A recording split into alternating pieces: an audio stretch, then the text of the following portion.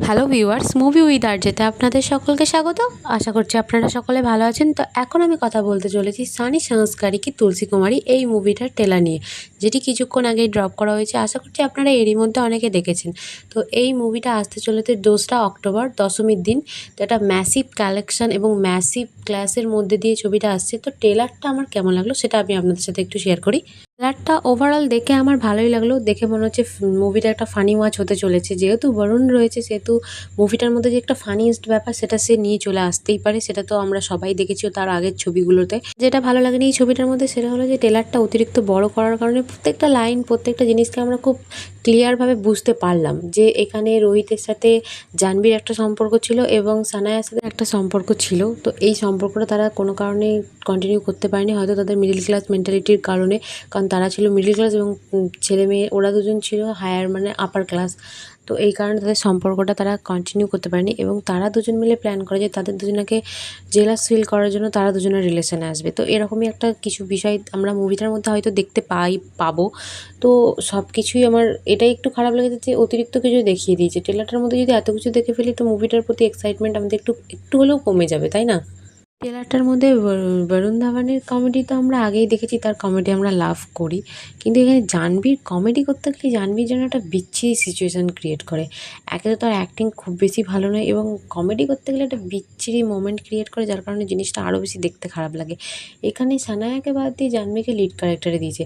একের পর এক ও লিড ক্যারেক্টার পেয়েই যাচ্ছে, তাই না? যেহেতু ডিরেক্টরের মেয়ে সেহেতু পাওয়াটা স্বাভাবিক। আমার এই ট্রেলারটা দেখে যা মনে হলো যে অলরেডি এই ট্রেলারটার মধ্যে যে সমস্ত জিনিসগুলো দিয়েছে সেগুলো তো হতে চলেইছে, আদারওয়াইজ আরও কিছু যেগুলো লুকানো রয়েছে সেগুলো হয়তো কমেডি, অন্যান্য কমেডি মুভির থেকে এই মুভিটা আমি বলবো বেশি ভালো হতে চলেছে।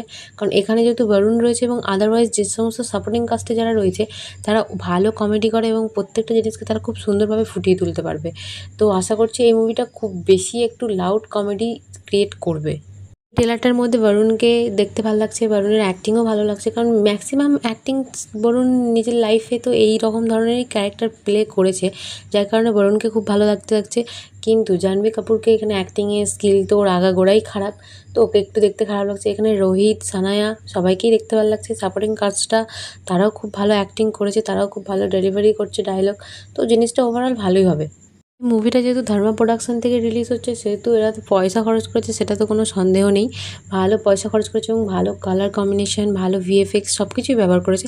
সবথেকে বেটার যেটা করেছে এই মুভিটার মধ্যে সেটা হলো এই মুভির মিউজিকগুলো এত বেশি সুন্দর এবং এত বেশি এন্টারটেনিং এবং এত বেশি এঙ্গেজিং, যেটা আপনার মিউজিকের জন্য আপনি এই ছবিটা হিট হতে চলেছে। মুহূর্তে দাঁড়িয়ে বরুণের তো তেমন কোনো ফ্যান পুল বা ফ্যান বেস তো খুব অনেকটাই ডাম হয়ে গেছে। এবার এই মুভিটার অপোজিটে আসছে কান্তারা চ্যাপ্টার 1। তো কান্তারার যে কী পরিমাণ ফ্যান বেস সেটা তো আমরা আগেও দেখেছি। তো এবার দেখার বিষয় যে এই দুটো ক্লাসের কারণে দেখি কোনটা বেশি হিট করে। আশা করছি এটাও ভালো হতে চলেছে, আর কান্তারা তো আমরা দেখবই, অপেক্ষায় রয়েছি। দেখার বিষয় কোনটা বেশি ভালো হয়। আজকে তো ভিডিওটা এই পর্যন্তই। আপনাদের কেমন কী দেখে কেমন কী লাগলো, কেমন কী ওপিনিয়ন সেটা আমাকে অবশ্যই জানাবেন ভিডিওর মাধ্যমে। আশা করছি আমার ভিডিওটি ভালো লেগেছে। ভিডিওটি ভালো লেগে থাকলে লাইক, কমেন্ট, শেয়ার এবং আমার চ্যানেলটিকে সাবস্ক্রাইব করে দিন। Thank you so much for watching this video.